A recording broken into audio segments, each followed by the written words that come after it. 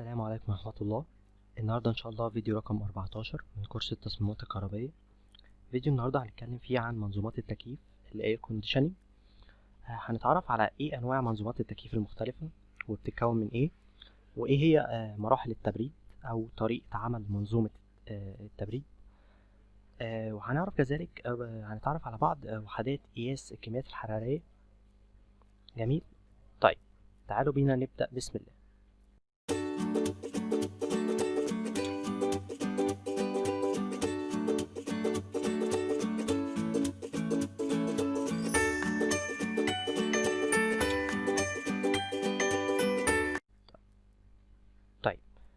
اول حاجه بس عايزين نعرفها معنى عمليه التكييف. عمليه التكييف هي المقصود بيها هي عمليه التحكم في 3 حاجات: درجه الحراره،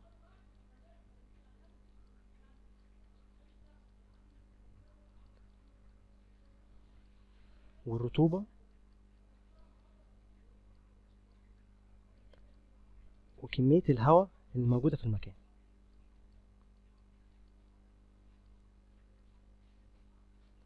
جميل. يبقى عمليه التكييف هي المقصود بيها هي عمليه التحكم في درجه الحراره والرطوبه وكميه الهواء اللي موجوده في المكان. جميل. طيب عمليه منظومه التكييف هي بتتكون من ايه؟ هي منظومه التكييف بتتكون من 5 حاجات. في حاجه اول حاجه عندي اللي هو الكوندنسر. تاني حاجه اللي هو الايفابوريتور.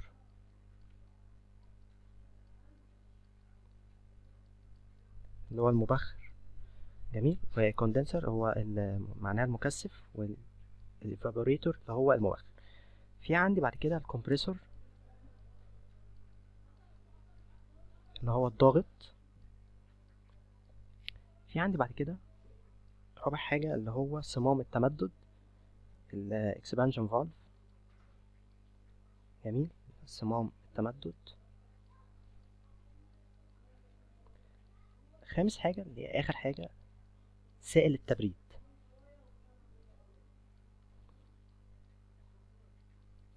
جميل. طيب سائل التبريد طبعا يعني في عندي منه نوعين: يا إما بيكون مية، يا إما بيكون فريون. رمز له VRF بالشكل ده. تمام. طبعا المية هي بتكون تمنها أقل، يعني تمنها رخيص، ولكن بتستهلك مية أكتر، بتستهلك كهرباء أكتر. جميل. يعني هي تمن المية بيكون قليل ولكن بتستهلك كهرباء أكتر، على عكس الفريون. الفريون طبعا بيكون تمنه غالي، برايس بتاعه غالي، ولكن بيستهلك كمية كهرباء أقل. طيب تعالى بعد كده نتكلم على مراحل عملية التبريد أو مراحل دورة التبريد. تعالوا نروح كده على السلايد ديت. طيب مراحل التبريد بتبدأ عندي من الكمبريسور. الكمبريسور بيبدأ إن هو يزود ضغط الغاز وبيدفعه داخل الكوندنسر. بيبدأ بعد كده غاز التبريد إن هو يتنقل للمكثف أو الكوندنسر، اللي هو غالبا بيكون خارج المبنى بتاعي، سواء كان فوق سطح المبنى أو خارج نافذة الغرفة. جميل. بيبدأ بعد كده غاز التبريد إن هو يتكثف وبيتحول لسائل، بسبب إن هو فقد كمية الحرارة بتاعته للوسط اللي أنا عايز أبرده. بعدها بيتنقل سائل التبريد، سواء كان زي ما قلنا سواء كان فريون أو مية. بيبدأ إن هو يتنقل لصمام التمدد اللي هو الإكسبانشن فالف، وبيبتدي ضغط سائل التبريد إن هو ينخفض وبيتعرض لتمدد مفاجئ. وبعدها بيبتدي يتحرك سائل التبريد للإيفابوريتور اللي هو المبخر، وبيبتدي ان هو يمتص كمية الحرارة اللي موجودة في المكان بتاعي او الغرفة بتاعتي. وطبعا نتيجة لده درجة حرارة الغرفة او درجة حرارة المكان بتاعي بتبدأ ان هي تقل بالتدريج، ودرجة حرارة سائل التبريد بتبدأ ان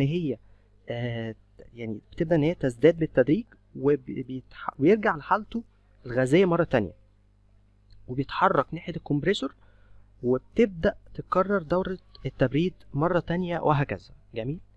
يعني بيبدأ ان الكمبريسور يضغط الغاز، والغاز بعد كده بيتكثف جوه الكوندنسر، وبعد كده بيتحول لميه، يعني بعد كده بيتحول لسائل. السائل ده بيبدأ ان هو يحصل له تمدد مفاجئ، وبعد كده بيبدأ ان هو يكتسب حرارة الغرفة جوه الايفابريتور، ويرجع تاني لحالته الغازية، وبيبدأ ان الكمبريسور يضغطه وهكذا. هي دي دورة التبريد، او دي مراحل التبريد. جميل. طيب بعد كده هنتكلم على ايه هي وحدات الحرارية. الوحدات الحرارية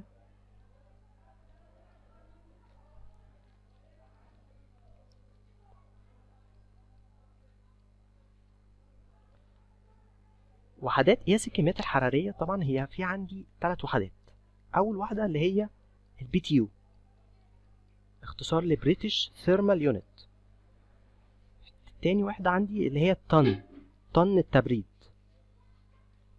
تالت واحدة عندي اللي هي الكالوري. جميل. طبعا الكالوري هي دي تعرفها ان هي كمية الحرارة اللازمة لرفع درجة حرارة 1 جرام من المية، 1 جرام من المية درجة واحدة سليزيوس، درجة واحدة مئوية. جميل. طيب البي تي يو هي بتكافئ، يعني 1 بي تي يو بيكافئ 252 كالوري. جميل. يعني 1 بي تي يو يقدر ان هو يرفع درجة حرارة 252 جرام من المية 1 درجة مئوية، 1 درجة سليزيوس. طيب الطن، طن التبريد، دي وحدة بتدل على القدرة التبريدية. 1 طن تبريد بتكافئ 12000 بي تي يو. جميل. طيب طبعا انا كمهندس كهرباء ما بتعاملش مع الوحدات قياس الكميات الحرارية، انا بتعامل مع القدرة الكهربية. جميل. فالباور عندي كوحدة كهربية، يعني عندي مثلا الواحد طن هي بتكافئ 1.5 هورس باور، اللي هي 1.5 حصان. جميل.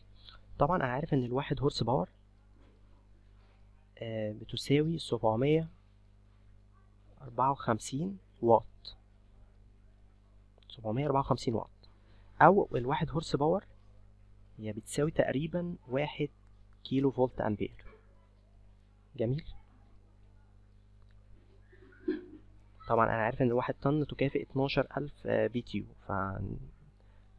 فنشوف بقى بعد كده 1 بي تي يو تكافئ قد ايه هورس باور، او تكافئ قد ايه واط. جميل. طيب انا كده حولت ما بين وحدات الحرارية، جميل، اللي هي طن التبريد، ل قدرة كهربية. طيب بعد كده هنتكلم على ايه انواع التكييفات المختلفة، او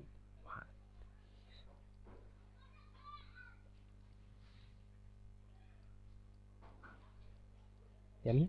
في عندي انواع الاير كونديشننج، هي في عندي 4 انواع. اول واحد اللي هو الاتش فاك،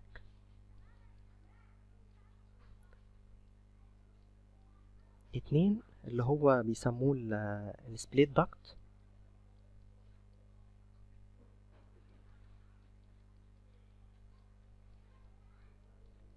او بيسموه دايركت اكسبانشن، اختصاره دي اكس. النوع التالت اللي هو بيسموه السبليت يونت، الوحدة المنفصلة. النوع الرابع والاخير اللي هو الويندو تايب.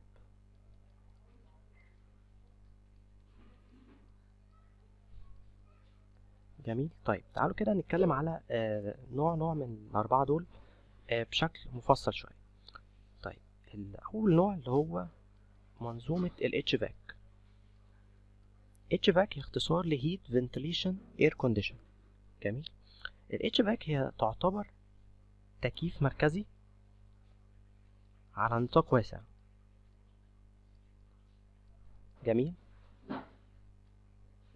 الاتش فاك هي ممكن طبعا تغذي مبنى كامل، ووحدة الاتش فاك بتتكون من 4 مكونات.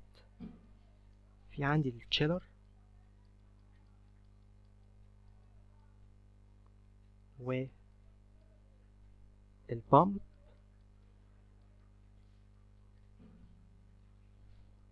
والاير هاندلنج يونت والفان كول يونت. جميل. طيب ايه التشيلر والبامبس والاير هاندلنج يونت والفان كول يونت؟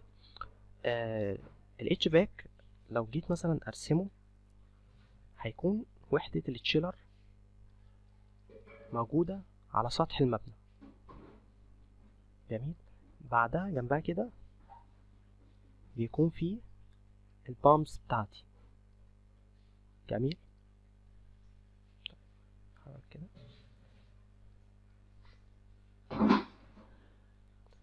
بعد كده ببتدي ان انا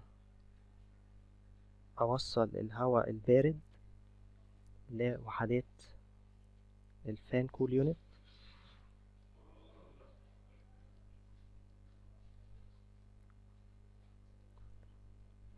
والاير هاندلنج يونت اللي هي بيسموها وحدة مناولة الهواء.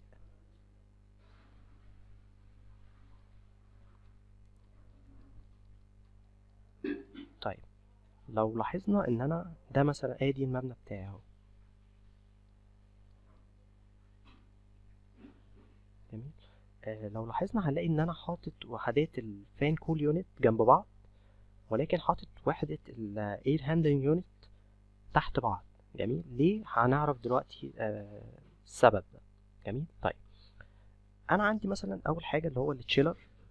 قلنا ان هو بيكون موجود على سطح المبنى، يعني بيطلق على التشيلر مصنع المياه المتلجة.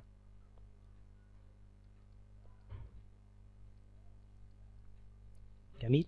قلنا ان التشيلر بيتحط فوق اسطح المباني بسبب 3 حاجات. اول حاجة ان انا محتاج اعمل عملية تبادل حراري، ان انا اسحب الهواء البارد وان انا اطرد الهواء السخن من المبنى وابتدي ان انا ابدله بهواء بارد. فانا محتاج ان انا اعمل عملية تبادل حراري، فمحتاج ان يكون التشيلر فوق سطح المبنى.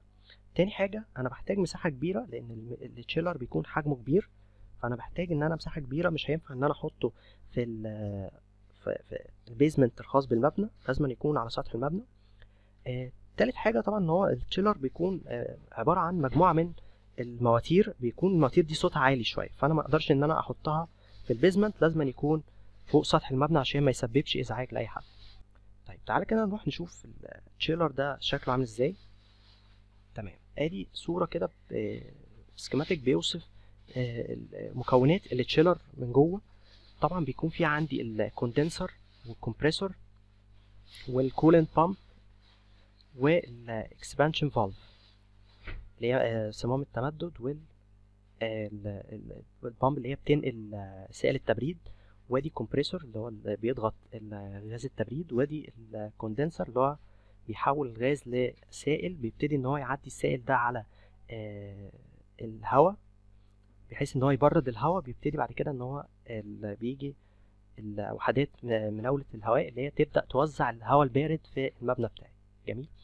طبعا لو ركزنا هنلاقي ان التشيلر عبارة عن مجموعة من المواتير. جميل. الكوندنسر هو عبارة عن موتور، والكمبريسور والكولنت بامب مضخة سائل التبريد، دي كلها عبارة عن مواتير. فأنا كهربيا التشيلر بالنسبة لي من الناحية الكهربية هو عبارة عن موتور أو مجموعة من المواتير، موتورز. جميل. فأنا استشاري التكييف هو بيقول لي ان التشيلر ده وحدته، او يعني وحدة التبريد بتاعته اما بتكون طبعا بالطن. بيقول لي ان وحدة التبريد بتاعته قد كده طن. جميل. او بيقول لي ان الريتد القدرة الكهربية بتاعته كذا كيلو وات. جميل. هو اما بيقول لي ان وحدة القياس بتاعة التشيلر، يا اما بتكون وحدة تبريد بالطن، او القدرة الكهربية بتاعة المواتير بتاعته بتكون بالكيلو وات. جميل. طيب انا حاجة تانية، التشيلر هو بيكون بيشتغل في الصيف بس، فانا لما باجي ان انا احسب الاحمال مثلا لو انا وزعتها على فصول السنة، بلاقي ان التشيلر ده بيكون شغال في الصيف بس، لان زي ما قلنا ان وظيفة التشيلر ان هو بيسموه مصنع المياه المتلجة. هو بيبرد المياه اللي بتبتدي بعد كده ان هي تبرد الهواء اللي هيبتدي بعد كده يتوزع على المبنى. جميل. فانا في الشتاء مش بحتاج ان انا ابرد الهواء، انا بحتاج ان انا اسخن الهواء، فمحتاج ملفات حرارية، مش محتاج تشيلر. جميل. طيب حاجة تانية، كل تشيلر بيكون معاه بامب. جميل. جنب التشيلر كده بلاقي ان بردك البامب بتكون موجودة على سطح المبنى جنب التشيلر، بيكون مع كل تشيلر بامب، فعدد البامبس اللي هي موجودة هي بتساوي عدد التشيلرز. طيب بيكون طبعا التصميم بتاعي على 2 بامبس، يعني ادي بامب 1 2. جميل. الديزاين بتاعي بيكون على 2 بامبس، بيكون في عندي بامب تالتة دي هي بتكون ستاند باي. جميل. انا لما بصمم على التو بامبس، بامب 1 بامب 2، مش بدخل الستاند باي بامب في الحسابات بتاعتي. جميل. التلاتة بامبس ديت بيكونوا متوصلين بحاجة اسمها الام سي سي، الموتور كنترول سنتر، وحدة التحكم، مركز التحكم بالمواتير. جميل. اللي هي طبعا تغذيتها بتكون من لوحة الديستريبيوشن بورد، المين ديستريبيوشن بورد بتاعة المبنى. جميل. انا طبعا بغذي مركز التحكم، بغذي البامبس ديت من لوحة التوزيع العمومية. طيب من الناحية الكهربائية بردك البامب هي مواتير، فالمواتير ديت بتتقاس بالكيلو وات زي بردك التشيلر. جميل. هو مجموعة من المواتير جوه الكمبريسور والكوندنسر والكولنت بامب، فكذلك الترومبات ديت بتكون وحدتها القدرة الكهربائية بتاعتها بتكون بالكيلو وات. طيب بعد كده هبتدي ان انا اوزع الهواء داخل الاماكن. بيكون في عندي نظامين لتوزيع الهواء.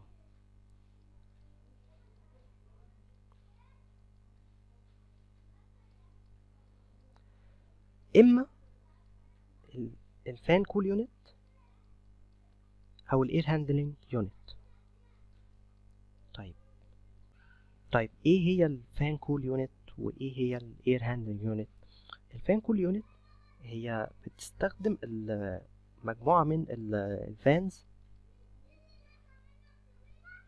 ان هي بتسحب الهواء السخن من الغرفة وبتوديه بتدفعه لمواسير المية، بحيث ان يحصل عملية تبادل حراري وبتخرج من الناحية التانية هواء بارد. تمام. طبعا انا عارف ان التشيلر قلنا ان اسمه مصنع المياه المتلجة، هو بيخرج منه كده، بيطلع منه كولد ووتر. جميل. بيطلع منه ميه ساقعه. ببتدي بعد كده الفان كول يونت ان هي تسحب الهواء السخن من الغرفه وبتوديه للمواسير ديت، بتلففه كده على المواسير ديت. جميل. فبيحصل طبعا عمليه تبادل حراري ما بين الميه البارده دي والهواء السخن، فبيخرج الهواء ده من الناحيه التانية.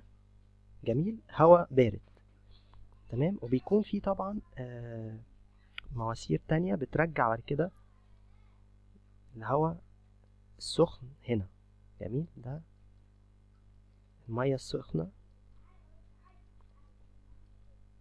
جميل. اللي هي بعد ما حرارة يعني بعد ما سحبت الحرارة من الهواء السخن نقلتها الميه البارده، بيبدا على كده بيرجع ميه سخنه للتشيلر تاني، بيبدا ان هو يبردها مره تانية وتخرج ميه ساقعه من جديد. جميل.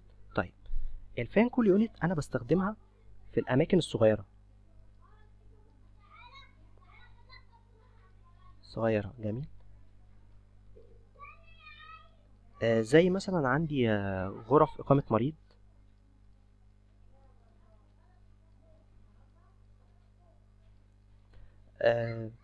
او ممكن ان انا احطها فوق الاسقف، يعني فوق، بحطها فوق اسقف السطح المعلق، لان هي بتكون حجمها صغير وبيخرج منها الهواء عن طريق اللي هو الجريل. جميل. لو حد مثلا بص على شاف مثلا في الاسقف قبل كده الشكل ده كده، هلاقي دي فتحات التهوية الخاصة بالفان كول يونت. جميل. دي كده فتح السقف بيكون حاجة بالشكل ده. جميل. زي ما قلنا ان الفان كول يونت بيكون ليها حملين، حمل في الصيف وحمل في الشتاء. جميل. في الصيف طبعا انا بستخدمها للتبريد فقط. جميل. في الشتاء بستخدمها للتدفئة. تمام. الفان كول يونت بتكون بتكون عبارة عن مراوح فقط، بتسحب الهواء السخن من الغرفة، تبتدي ان هي تبرده وترجعه تاني للغرفة هواء بارد. تمام. اما في الشتاء لا، هي الفان كول يونت بتعمل كأنها مراوح وكمان كويل، ملفات تسخين. جميل. بتبتدي ان هي تدفي الهواء، وبعد كده بتبتدي انها تحرك الهواء السخن ده للغرفة. جميل. المروحة بس اللي بتكون شغالة في الصيف، اما المروحة والسخانات اللي هي للتدفئة بتكون شغالة في الشتاء. جميل. فطبعا بيكون الباور هنا يعني اكبر من الباور المسحوبة في الشتاء، حمل الشتاء بيكون اكبر من حمل الصيف. تمام. دي كانت الفان كول يونت. طيب الاير هاندلنج يونت هي يعني عبارة عن فان كول يونت ولكن بتغطي مساحة اكبر. يعني هي عبارة عن فان كول يونت ولكن بتغطي مساحة اكبر، فبالتالي طبعا بيكون قدرة الاير هاندلنج يونت بتكون اكبر بكتير من الفان كول يونت. هي طبعا بستخدمها فين؟ بستخدمها في الاماكن الكبيرة زي الطرقات. لو انا عندي طرقة مثلا، قاعة مؤتمرات. جميل. او مدرجات، او قاعة محاضرات. جميل. دي انا بقدر ان انا احطها يا اما على السطح يا اما في الغرف اللي هي غرفة الميكانيكا. جاي ما في مثلا غرف كهرباء، لا بيكون في غرف ميكانيكا. وحدة الاير هاندلنج يونت لازما يا اما احطها فوق السطح او في غرف الميكانيكا. جميل. ليه؟ لان طبعا بيكون حجمها كبير مش زي الفان كول يونت. وبيكون التغذية بتاعتها عن طريق غرف الكهرباء اللي موجودة على السطح جنبها. يعني بيكون في غرف للكهرباء جنبها كده، غرفة الميكانيكا اللي فيها وحدات الاير هاندلنج يونت، هي غرف الكهرباء بتغذي وحدة الاير هاندلنج يونت اللي بتكون موجودة في غرف الميكانيكا. جميل. طيب في بس يعني ملاحظات كده عايز اقولها. الفرق ما بين الفان كول يونت والاير هاندلنج يونت ان الفان كول يونت بيكون القدرة التبريدية بتاعتها بتتراوح ما بين 1 طن تبريد ل4 طن تبريد. جميل. بينما الاير هاندلنج يونت وحدة مناولة هواء القدرة التبريدية بتاعتها بتصل إلى 100 طن. جميل. 100 طن تبريد. طيب الفرق التاني إن الفان كول يونت هي ما بتغيرش الهواء، هي مجرد بس ان هي بتبرد الهواء، ما بتجددوش. جميل. على عكس طبعا الاير هاندلنج يونت، هي بتغير الهواء وكذلك بتجدده وبتبرده. جميل. طيب، يبقى ده الفرق ما بين فان كول يونت والاير هاندلنج يونت. جميل. طيب، هنتكلم بعد كده على، يبقى ده كانت اول نوع من تكييف، من اجهزة التكييف. كتبنا كتير اللي هو التكييف المركزي اللي هو الاتش باك. جميل. في عندي بعد كده النوع التاني اللي هو السبليت داكت. النوع التاني اللي هو السبليت داكت،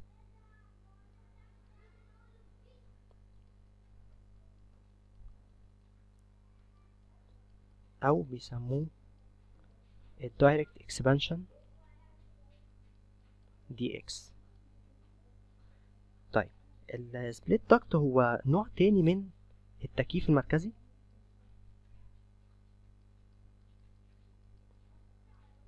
ولكن طبعا هو بيكون بيغطي مساحات اصغر. جميل. الدايركت اكسبانشن هي نوع من انواع التكييفات المركزي، ولكن بيغطي مساحة اصغر من الاتش باك. فبيكون مثلا المساحة اللي بتغطيها بتكون في مستوى واحد. يعني مثلا ممكن ان هي تغطي مدرج او شقة،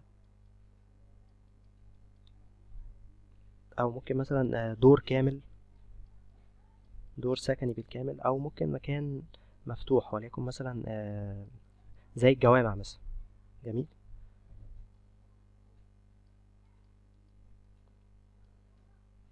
او المولات. جميل.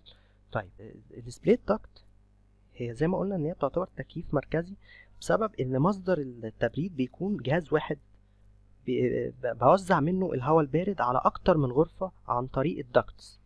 الداكتس اللي هي قنوات او انابيب اللي بتمشي فيها الهواء البارد، اللي بيبتدي بعد كده ان هو يتوزع سواء على المبنى او على الغرفة او على الدور اللي انا فيه. جميل. السبليت داكت هي بتكون شبه السبليت يونت، وحدة التكييف المنفصلة، لأنها عبارة عن يعني وحدات خارجية، ولكن يعني بتكون كبيرة شوية. جميل. يعني مثلا لو انت عندك 3 غرف. جميل. كل واحدة فيهم انت ممكن انك انت توزع فيها وحدة تكييف منفصلة، سبليت يونت. سبليت يونت. جميل. انت ممكن لو مثلا كل واحدة هتكون 1.5 طن، كل واحدة فيهم 1.5 طن. فانت ممكن انك انت بدل كده انك انت تستخدم سبليت داكت، بحيث ان هو يغذي لك ال3 غرف دول بقدرة 5 طن مثلا، قدرة تبريد 5 طن. جميل.